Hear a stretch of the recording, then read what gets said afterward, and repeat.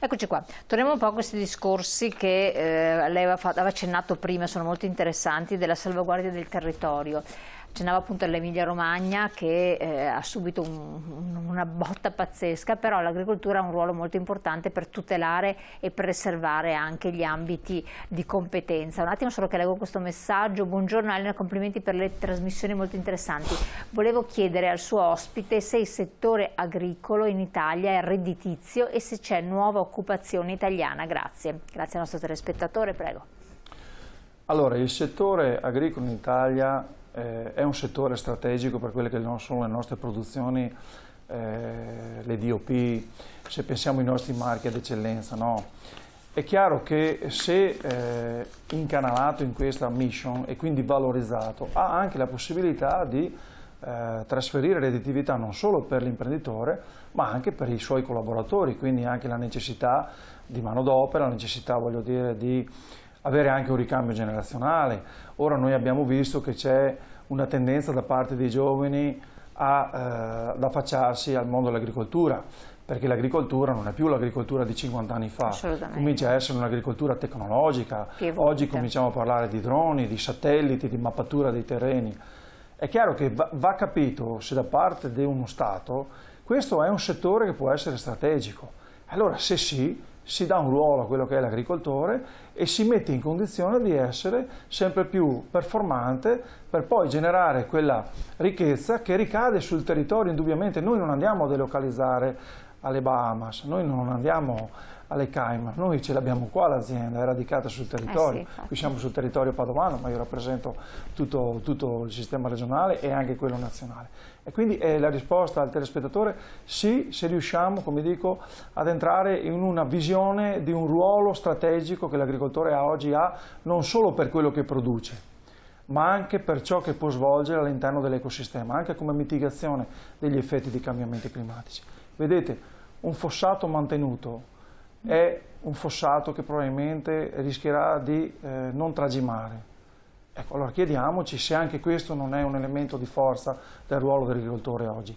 Assolutamente. Stavo pensando, relativamente ai prodotti locali, il frumento, il mais, eccetera, riusciamo a sopperire il fabbisogno interno con la nostra produzione, oppure dipendiamo dall'estero, o ci sono accordi transnazionali che ci obbligano in qualche modo a dipendere dall'estero? Un altro messaggio che io leggo: è pazzesco che ci sia gente che lavora con fatica nei campi sotto il sole e pioggia, mentre chi ci guadagna veramente sono solo i rivenditori. Le aziende agricole dovrebbero fare dei veri e propri mercati a prezzi competitivi, ma pur sempre maggiori di quelli che quello praticato dalle GDO. Ma adesso io non so cosa si riferisca al telespettatore. Io l'ho spiegato prima, ci sono due livelli di produzione, quindi di approccio commerciale. C'è il livello che può gestire il mercato e quindi l'agricoltore in maniera diretta, poi c'è il sistema dei numeri, il sistema di massa, che ha altri problemi. Tornando alla domanda che lei mi ha fatto prima, cioè se noi siamo autosufficienti, noi oggi non siamo autosufficienti, ma determinata dal fatto che comunque l'Italia, voglio dire, è anche geograficamente fatta in una certa maniera. Però ci stiamo affacciando a quelle che sono anche la possibilità di adottare nuove tecniche agronomiche che siano rivolte a quella che è alla maggior resa produttiva. E quindi abbiamo bisogno delle importazioni? Sì. Abbiamo bisogno di importazioni che rispettino determinate regole? Sì, in un ambito di reciprocità, ma abbiamo anche altrettanto bisogno di cominciare a ragionare su quella che può essere la maggiore produttività. E quindi quando io sento parlare anche in certi consessi che oggi si produce di più, oggi produciamo di più, ma paradossalmente tratteniamo molta più CO2. Cioè, se è vero come è vero che un vegetale, qualsiasi esso sia, il mais, il frumento, utilizza la fotosintesi clorofiliana, quindi l'acqua, con il sole e quindi con la CO2, vuol dire che maggior produzione è un maggior impatto anche ambientale in termini di risparmio e di captazione di questa CO2. Allora la domanda è: oggi quali sono gli strumenti che ci possono permettere di produrre di più? Beh, sicuramente l'ho detto prima, no? L'innovazione tecnologica, l'innovazione digitale, le nuove pratiche agronomiche, ma ci sono anche le TEA, queste nuove tecniche. Le TEA sono quelle tecniche cisgeniche dove noi riusciamo ad anticipare un percorso che in natura si fa in 25 anni in laboratorio, cioè andiamo a fare dei tagli, no? Non trasgenici, ma cisgenici, cioè dalla stessa pianta facciamo dei tagli e magari otteniamo una pianta che sia più resistente all'acqua, che sia più resistente a determinate fitopatie, e quindi qui subentra il risparmio anche di quelli che sono gli input, no? Questa grande battaglia che si fa spesso sui i diserbanti, sui fertilizzanti. Ecco, vede, noi dobbiamo cominciare a ragionare in un'agricoltura moderna. Spesso, devo dire, abbiamo un approccio molto ideologico che non ci permette di fare quel salto avanti, e quindi ci rende poi schiavi di quelle che sono le produzioni di massa che arrivano dagli altri paesi, e quindi un cane che si morde la coda. Perché comunque, per far chiarezza ai nostri telespettatori, le produzioni di altri paesi, anche dove si utilizzano dei prodotti che magari possono essere anche geneticamente modificati, oppure delle farine trattate in un certo modo, possono entrare da noi? Assolutamente sì. Cioè, il paradosso è che noi abbiamo fatto una scelta, e su questo abbiamo avuto la fortuna delle nostre DOP, quella degli OGM free. Ma dall'altra parte noi abbiamo un sistema allevatoriale che è fuori da questa parte di disciplinare, che utilizza ad esempio i mais transgenici. Cioè, allora voglio dire, dobbiamo capire dove si vuole arrivare, perché se per essere i primi della classe dobbiamo chiudere il sistema agricolo italiano, beh, probabilmente troviamo anche delle formule di sistemi che oggi ci sono.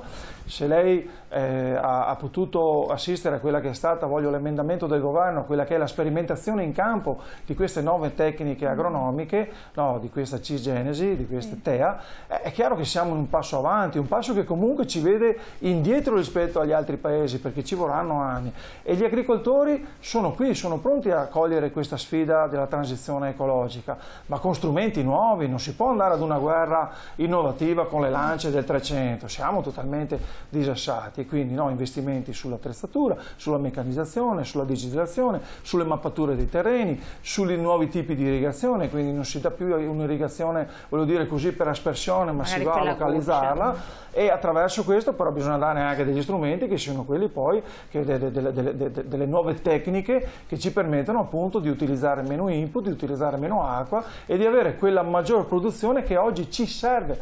La sovranità alimentare non si raggiunge alla sera, voglio dire, leggendo un bel libro, ma si raggiunge trovando delle strategie produttive in armonia e in sintonia con quello che è l'ambiente. Però tutto questo costa, ha un valore, cioè costa, sono investimenti, sono delle innovazioni importantissime, necessarie, necessitate, come lei giustamente non si può sprecare l'acqua così ad libitum, bisogna instradarla, so che queste apparecchiature hanno dei valori, e sono investimenti importanti. Dove noi abbiamo piccoli agricoltori, voi rappresentate CIA, non le grandi appezzamenti agricoli, non è Confagricoltura, non sono le produzioni che possono esserci in altre realtà anche europee molto importanti, molto estese, in mano a poche proprietà multinazionali. Possono appunto i piccoli agricoltori, piccoli medi che lei rappresenta, far fronte a queste sfide? Cioè, sono in grado di affrontarle oppure no? C'è il rischio di, un po' come la piccola impresa, che se non si trova il quid si viene fagocitati da un sistema. L'agricoltore cede, dice vendo, non dico vendo a chi mette fotovoltaico, perché quello spero proprio di no, però vendo al grande e si perde un patrimonio.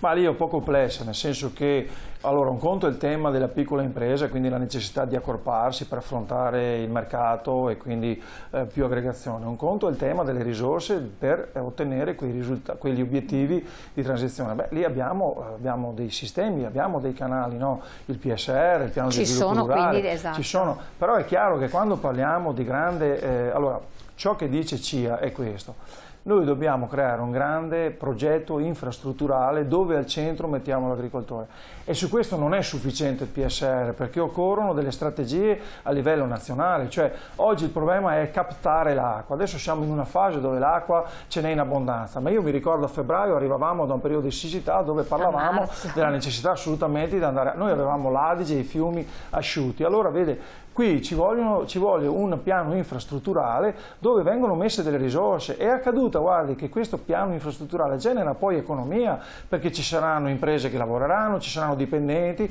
ci sarà una nuova economia, quindi anche l'economia green può essere un'opportunità. Certo che se però non si mette al centro l'agricoltore, anche questo rischio che abbiamo di questi fondi che vengono sui nostri terreni e ti danno i 3-4 mila euro ad ettaro di affitto pur di mettere per 20 anni l'agrofotovoltaico, questo è un rischio anche per quella che è la tenuta della nostra produzione, quindi poi con quello che ne consegue, perché quale sarà l'obiettivo che avranno questi fondi? È quello di svolgere, di speculare sopra quella costruzione di questi impianti, o sarà quello di mettere al centro quella che è l'agricoltura e le nostre peculiarità? Pensiamo a tutte alle Passa 300 prodotti di eccellenza che abbiamo nel Veneto. Che fine faranno questi se noi non daremo risposte ai nostri agricoltori? Quindi questi sono i temi che oggi noi come CIE agricoltori ci poniamo, e abbiamo detto alla politica che occorre un grande piano infrastrutturale, occorre ripristinare o costruire un piano energetico, noi non ce l'abbiamo.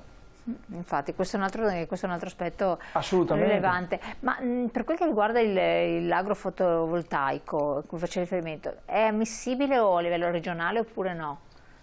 Era stato limitato. Allora, quando parliamo di agrofotovoltaico parliamo di quegli impianti che oggi ti permettono di coltivare sotto, e quindi c'è una misura addirittura sul PNRR, sono circa 2 miliardi rotti che finanzia questo tipo di impiantistica. Poi c'è tutta la parte del fotovoltaico a terra, nella quale la Regione Veneto ha sancito delle regole che dicono che tu lo puoi fare soltanto in determinate aree, cavi dismesse, in aree ad esempio inquinate, in determinate aree per i quali poi i comuni devono notificare quali sono queste aree. E poi c'è tutta la parte, voglio dire, che oggi è al vaglio della misura 2, che è i parchi agrivoltaici, che sono i pannelli sui tetti, della quale noi come CIE agricoltori italiani abbiamo portato a casa un grande risultato, perché ritenevamo che fare solo ciò che serve all'azienda, cioè l'autoconsumo, non sarebbe stato sufficiente per impegnare tutte quelle risorse, 1,5 miliardi di risorse, e quindi oggi il governo emanerà un nuovo bando dove ad esempio chi vorrà potrà installare sul proprio tetto fotovoltaico anche oltre il suo autoconsumo, ricevendo un contributo importante che andrà a sfiorare circa l'80%. Ecco, questo è un risultato che ha portato a casa CIE agricoltori italiani, perché abbiamo fin da subito battuto il chiodo dicendo: guardate signori, che se vogliamo la transizione ecologica, se non vogliamo utilizzare il carbone, quindi passare sempre più da quella che è l'utilizzo delle fossili alle alternative, bisogna incentivare gli agricoltori. Noi pensi terreno, suolo che abbiamo sui tetti, le stalle, i nostri caseifici, le cooperative. È bene che questa cosa si sappia, che diventi un fattore anche di conoscenza diffusa, perché allora uno è spinto, perché è anche sollecitato in questo senso. Assolutamente, tra l'altro lei deve pensare che noi siamo l'unica associazione di categoria in Italia che ha una ESCO, cioè un Energy Service Company, cioè sono quelle strutture che ti permettono poi di gestire tutta quella che è i bandi, tutte quelle che sono le domande, le consulenze ad esempio non solo sul fotovoltaico ma i certificati bianchi, da biomasse, cioè è una società che abbiamo voluto ancora 20 anni fa e che siamo l'unica organizzazione di categoria ad averla. Assolutamente. Allora, volevo, prima di andare in pubblicità, leggere un attimo un messaggio che è arrivato, che non sono riuscita a leggere, se magari la regia ce lo può mettere in onda un attimo, eccolo qua. Buongiorno, quale motivo ha portato alla chiusura di un'azienda nella provincia di Rovigo che produce verdure e insalate? Perdono il lavoro 60 persone, la maggioranza donne. Saluti da Maurizio da Stra, Venezia. Io adesso non conosco la situazione nello specifico, però penso che siano i temi che abbiamo detto fino adesso, cioè l'impresa si faccia sia redditività, cioè l'imprenditore fa l'imprenditore, produce e deve avere un reddito. Quando questo viene meno non può stare in piedi per vocazione, non può stare in piedi per intercessione divina, e cosa fa? Si chiude.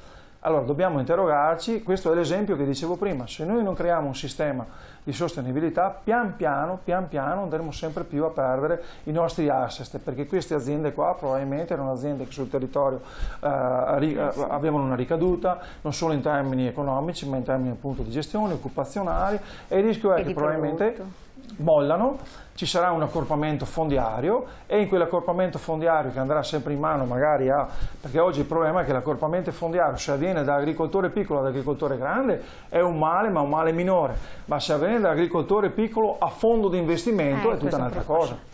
Assolutamente, no, questo è un danno incredibile. Torniamo in pubblicità, poi ci rivediamo, accenniamo anche il dissesto idrogeologico, cosa sta in competenza degli agricoltori per la tutela del territorio, e poi vediamo la fauna selvatica, anche qui se ci sono novità, quindi questo è un altro danno per l'agricoltura. Tra poco.